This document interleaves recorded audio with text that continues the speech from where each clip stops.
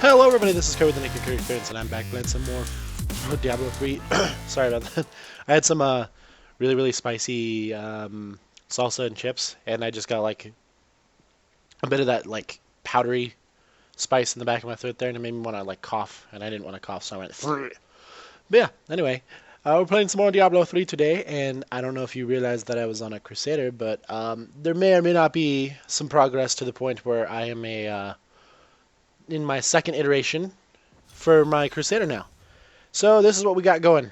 Right after I got the shoulders from the last recording, I went and played a little bit more, and by a little bit of probably a little bit more than I should be playing. Um, but this game gets addicting. 11 hours, so only 11 hours in, I already have a second iteration, and that, including the time I used my barbarian to grab more blood shards, I would say it probably more or less like 15 to 20 hours. But what we got going for us, everything's pretty much the exact same. I got another Unity. This one's actually really good. I rerolled strength off of it because I figured the crit chance and damage is good, and that's really actually a good thing because that's why my damage is 1 million now. Everything else is exactly the same, really. Like the Hellfire Amulet I got, still terrible. I've tried a couple more, still not getting them, but I have a chance to do them now. And then, of course, this is the Johanna's argument that I got.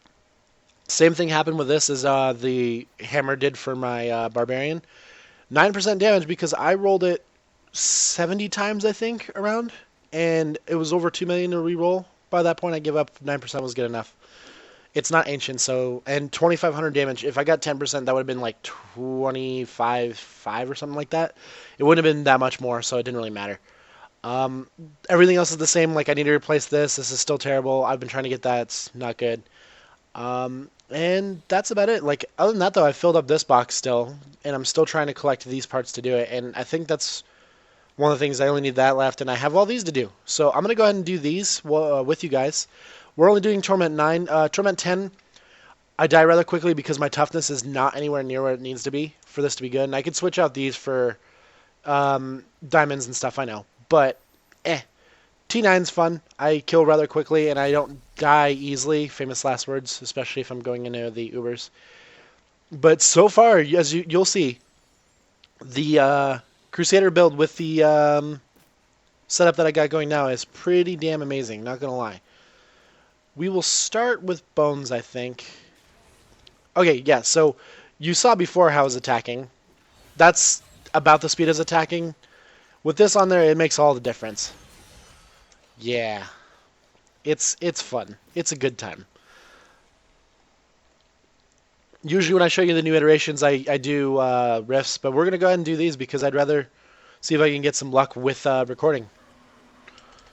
But basically how this build works, if you wanted to, if you got, like, say like you got to this point too, basically how this build works is you leap for your protection, because that gives you damage mitigation. And then you run around and throw your hammers like that. I don't have the all the correct set pieces on yet from Kanai's Cube. And I'll show you what I mean as soon as I can. Like, this is actually rather consuming for my brain, so like I can't really explain perfectly, but I'll try. But you need a particular set of pants, legendary pants. I can't remember what they're called right off the top of my head.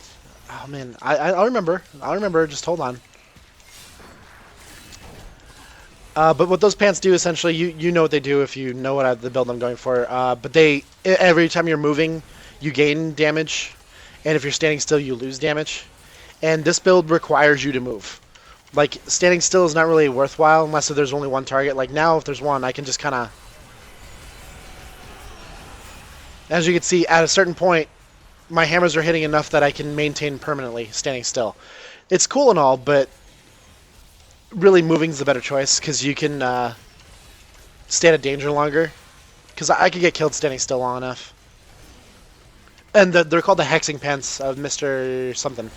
But yeah, those are the ones I'm going for next because that'll give me the damage boost I need while moving around. But as you can see, T9, going up against the first one, Bones. Bones can be arguably one of the easiest ones. The witch one, Merciless Witch, her little butterflies and anything, you can't mitigate the damage even if you're using Cameo. They, for some reason, attack through anyway, even though they should be arcane damage.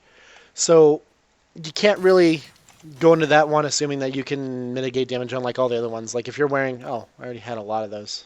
I only needed 2. Oh, well. But yeah, if you're using all of the different amulets for each of these maps to try to mitigate damage, that one you can't really. Why do I have on Gloves of Worship? That's kind of a waste. We'll use Lyric's Crown. Why not? But yeah, so like the Catastralia's cameo, the arcane damage from her butterflies is not mitigated. Mars Kaleidoscope would be good for the next one, but I'm not really worried about it, so I'm just going to leave it as the Obsidian Ring of the Zodiac. Last but not least, I don't have a Furnace still. I've been not really trying that hard to get one, to be honest. I'm using Justinian's Mercy on here because the Dominion Rune makes it so that these things follow me. And I found that to be pretty freaking effective, especially if you spam a bunch of them and you're running in a circle and you keep spamming them. They'll keep following around you, and all the enemies are following you, so... It seemed like a really good choice for me to use that. I mean, I will switch to Furnace when I get a Furnace on it because them sitting stationary do a shitload of damage as well. So it's not really beneficial one way or the other. Alright, there we go.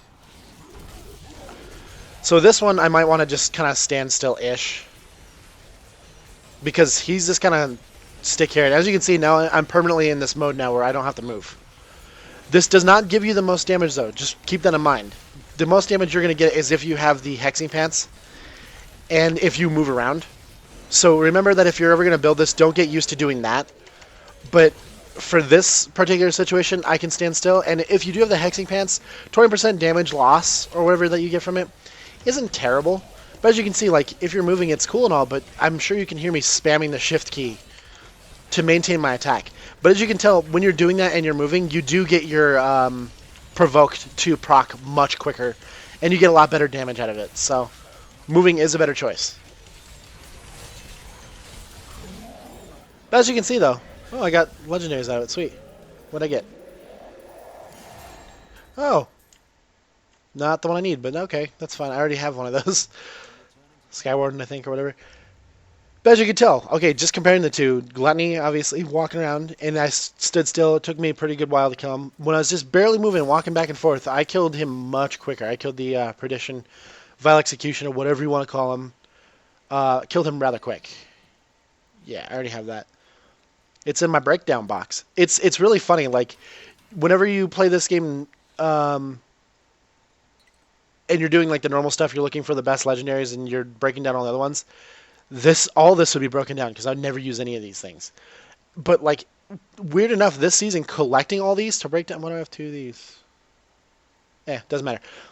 Keeping all these to break down with Con Ice Cube, I still have over 83 Forgotten Souls. This would be another, 650 probably, maybe somewhere around there, 30 to 50. And I usually don't have this many Forgotten Souls. Oh, why do I have 2 Infernal Machines of Evil? You guys are supposed to stack. Alright, well, I guess we're going to do Machine of Evil. I didn't have one of the last one, but that's okay. That does not matter. Evil's arguably, for some people, one of the hardest ones. I mean, for me, it's pretty difficult compared to the other ones, just because Diablo's attacks, whatever they call them in this one, I don't remember what they call them in this realm. Diablo's attacks are actually very, very damaging. Oh, the Soul of Evil. His attacks are very damaging, but if I can maintain movement around him and kill anything that he spawns. There you go. I already took a quarter of his health out. Okay, cool. He got me Fatty. That's fine. Fatty's good. Fatty dies quick. And his poison doesn't really do too much because I'm healing faster. If you're wondering, by the way, the... oh, geez. Never mind. I can't stand in that, though. That's not a good thing. We're going to go ahead and try to stick over here for a little bit. Get over this way. There we go. Oh! I didn't want to spawn another one yet, but that's okay. That's alright. What I was going to say is if you want to know what my healing is, the healing that I use, basically the only thing that I have for healing is from the Provoke. I'm using the rune that gives you healing. Oh, I died once. That's okay. Oh, no, he captured me, though. That's not good. We should probably just kill the Soul of Evil. So I might die in this one, actually, just because I'm not doing as well as I normally do. And I'm getting some pretty poor... I'm giving myself some pretty poor choices here, but that's okay. We're just going to run around for a second, get some heals up. Okay. We could probably take out... Because having Zoltan Cole spawn with this area is kind of bad because they both have very, very distant attacks, which I don't like. And his little stupid tornadoes are the worst. That's the reason why I'm getting killed up pretty quick. But that's okay. I think we can still do this. If I don't gamble too hard and don't, like, get too... Yeah, there we go. If I don't get too greedy, we should be alright.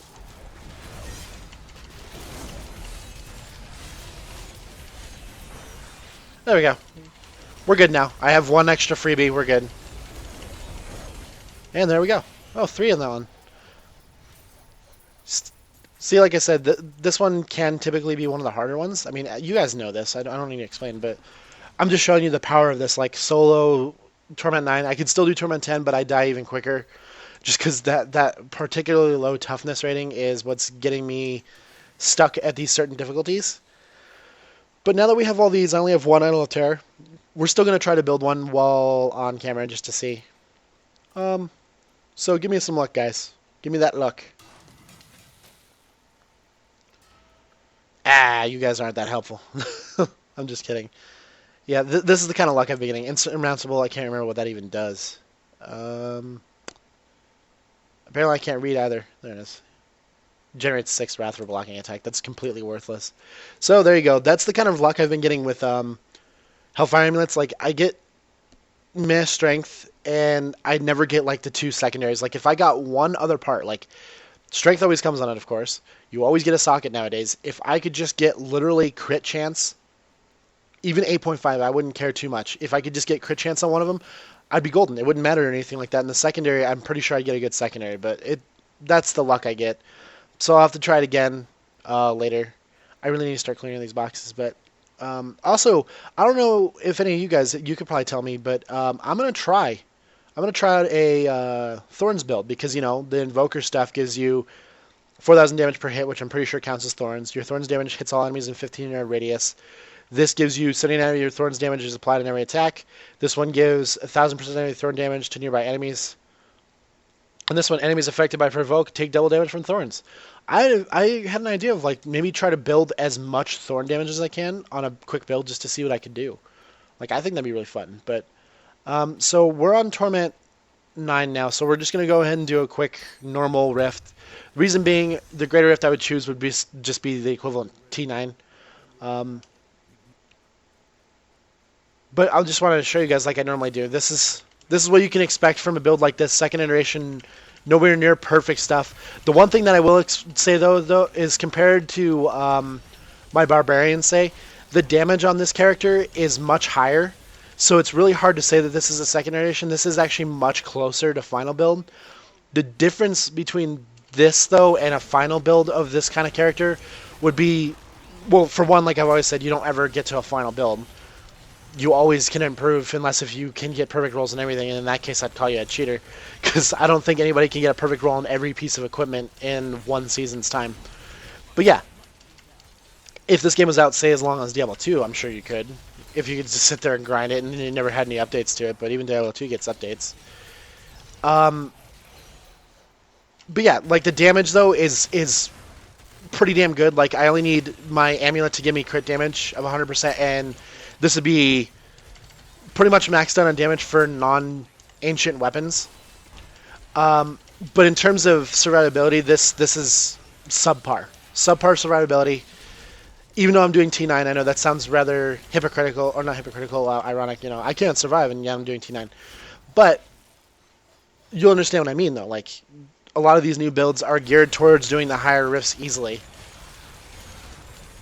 Which this one does, because like the sheer, as you can tell, the sheer freaking clear ability of trash mobs in this is ludicrous compared to any other builds that I have, or than the other builds that I've tried so far. This reminds me of the Raycore Barbarian, in a sense that like the trash mobs mean nothing, not in the sense of like speed. You know, I mean this is obviously rather slow, but in the sense of clearability, like clearing trash mobs and the pure uncare of trash mobs, this reminds me of Raycores.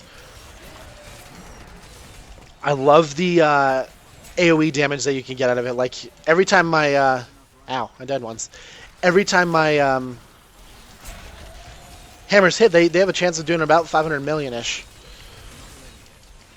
I don't know if I've seen higher, and I haven't really checked, to be honest. So if I'm getting even higher, I could be. I don't know. I don't know if you guys have ever done that when you're playing this and you're like really enthralled with what you're doing, and then you realize that you're putting your hands on the wrong key. I don't know if you saw that, but like you just stop and then you look down and you realize that your hands are like completely shifted off the wrong keys because you've been so focused on what you're doing with shift and left click that you moved your whole finger set. That's what I just did. I was sitting there, like sometimes whenever I'm playing this, I'll sit there and I don't realize that I shifted my hands over to WERT. I don't know if you guys noticed that, but down there it says 1, 2, 3, 4, but I do use QWER. Core is a little bit easier to hold shift on while doing this. 1, 2, 3, 4 isn't too long because I have really long fingers, but I'd prefer core anyway. But I shifted over. I'm doing WERT, and then sometimes I'll just sit there and be spamming 4 or R, and then look down and I realize that I'm spamming the town portal key. And he just keeps saying, I can't do that, I can't do that, I can't do that, you know. Oh, hey, I didn't even see him there.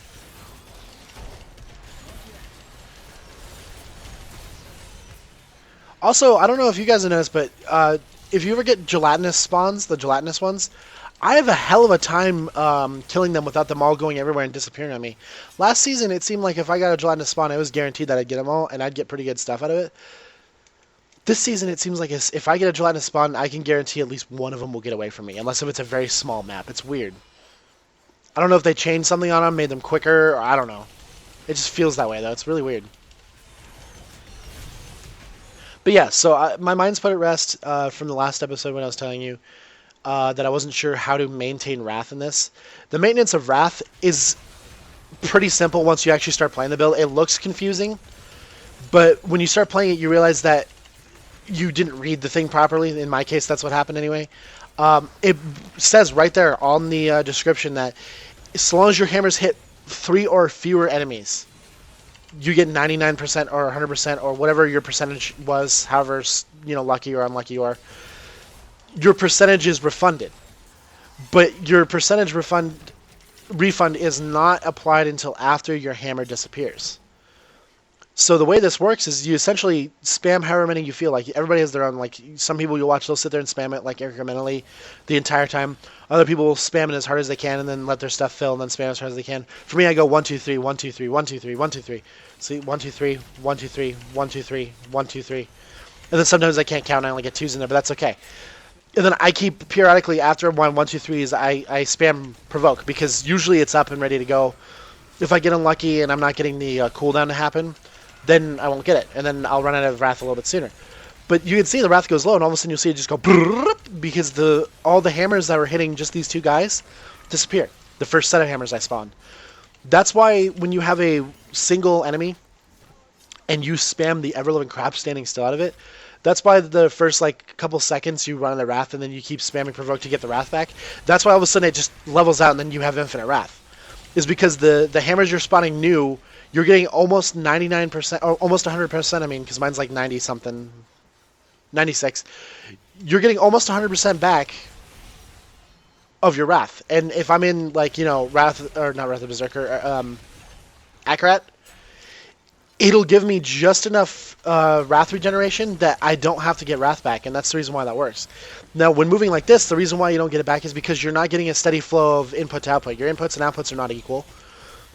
So you're not getting your Wrath back, but that's the reason why Provoke is there, because you're supposed to be able to spam it, hit them a couple times each with your hammers, and then the hammers that you had later will come back, and that'll allow you to get back some of your Wrath while Provoke gives you the rest. So that's why it seems like I'm always running lowish, but I never run out. It's rather complicated to think about, but when you start playing it, it becomes very intuitive.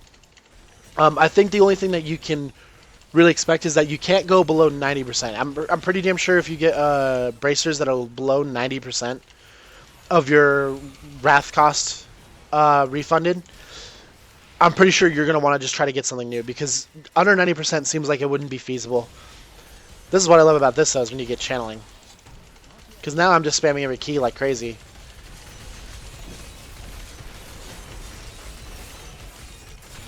Yeah, I don't know if you can hear that, because I've been trying to make sure I maintain the game volume a little bit louder than my microphone.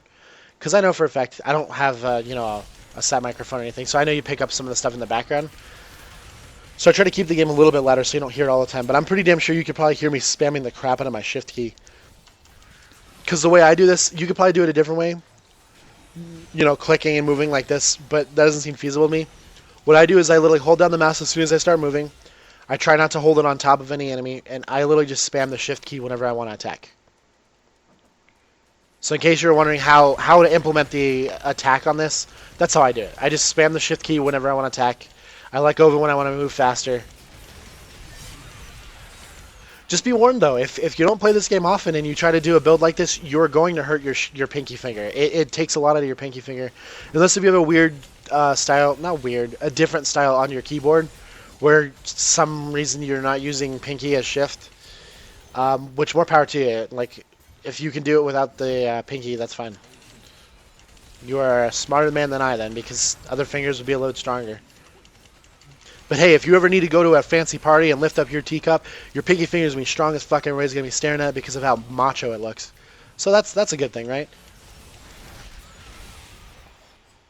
As you can tell, though, like, if you can get into the rhythm of how to play this build, you don't even need to pay attention to what you're doing. Like, I can sit here and talk the whole time I'm playing and I don't get distracted.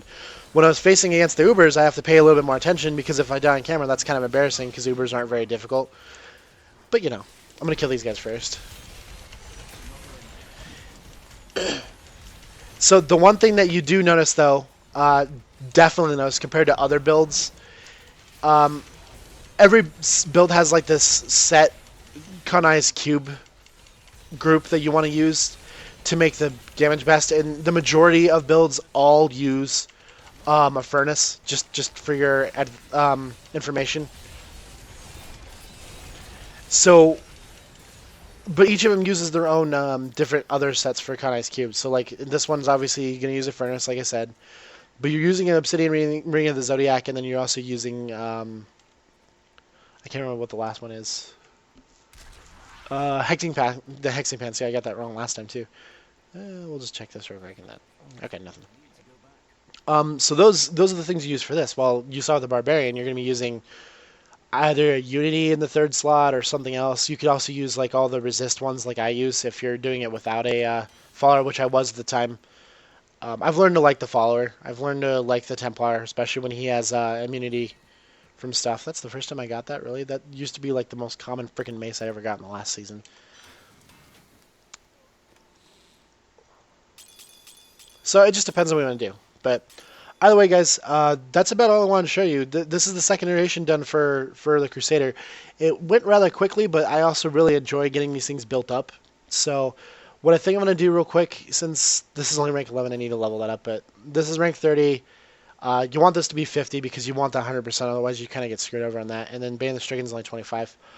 So, like I said, the kind of stuff I'm doing, I'm up over 300 now, so me saying low Paragon, you know, that's why I don't put that in my title, because that'd be kind of misleading, because I always level up higher every single video, so it's going to change.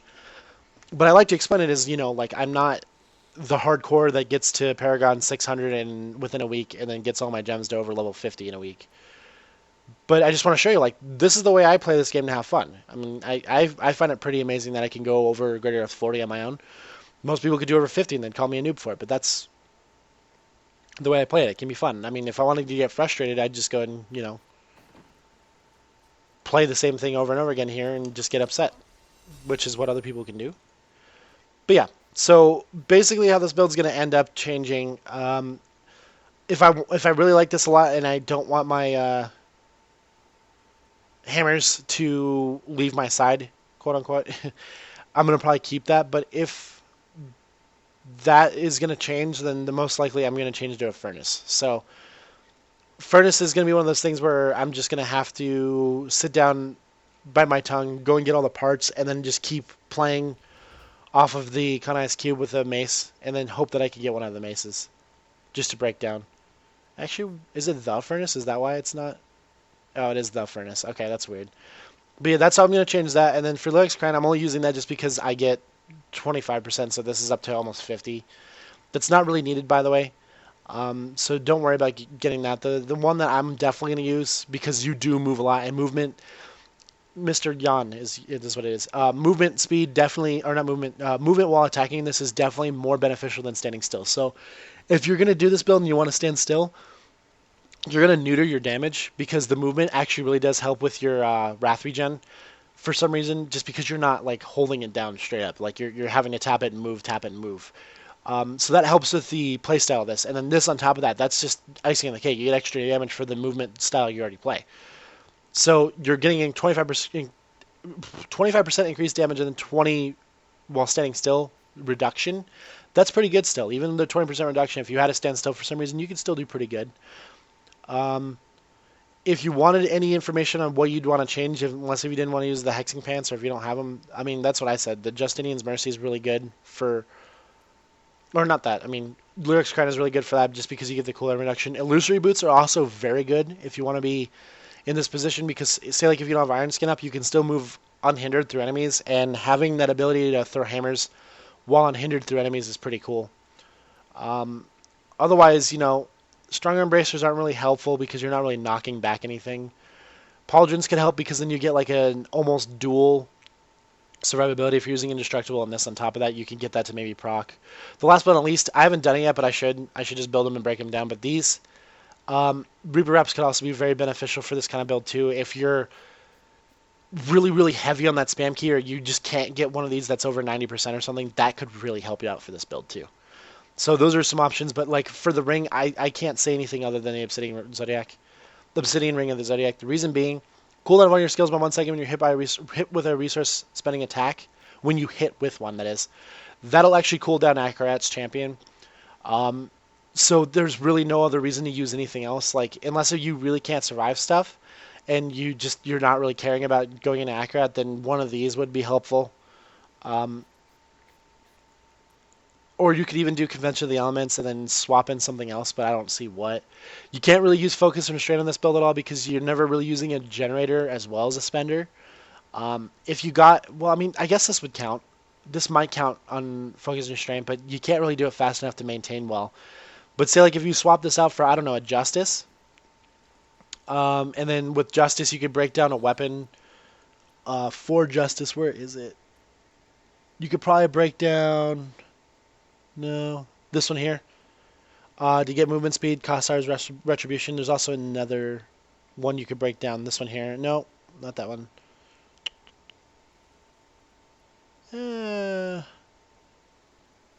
I can't remember. There's another one you could probably break down as well. Oh, never mind. You could break down this. And get Justice Spawns a Blessed Hammer hits an enemy. You could try to switch it out for that. Use a Focus and Restraint. Swap that out for your armor instead of the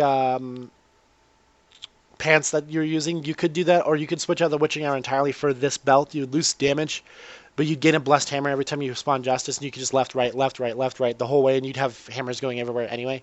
You could try that out, but really, honestly, the people that are on the leaderboards have gotten this build correct. Like, this is about the best you're going to do. You could do some other variations, of course, and then you can always try other builds too, since Con SQ unlocks so many different possibilities.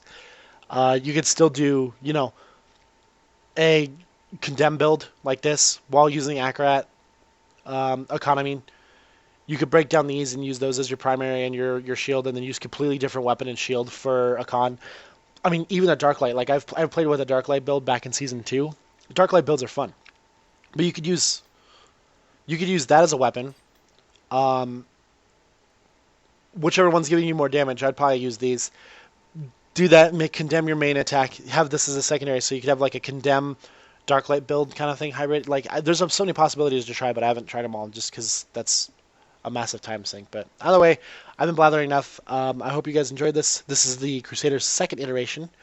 I'm going to probably keep playing it for a while because it is really entertaining. See if I can maybe get into a 50 Greater Rift, which I'm more than sure that I can. I just haven't done it yet.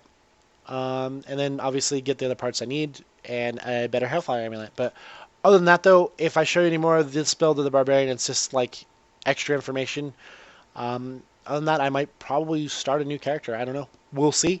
I don't want to go too quick through all the characters that I want to play, but either way, though, thanks guys for watching. If you like this, please like, comment, subscribe, share it with your friends. That helps me out a lot, and if you didn't like it, you can always dislike it. But either way, thanks again, guys, for watching, and we'll see you soon.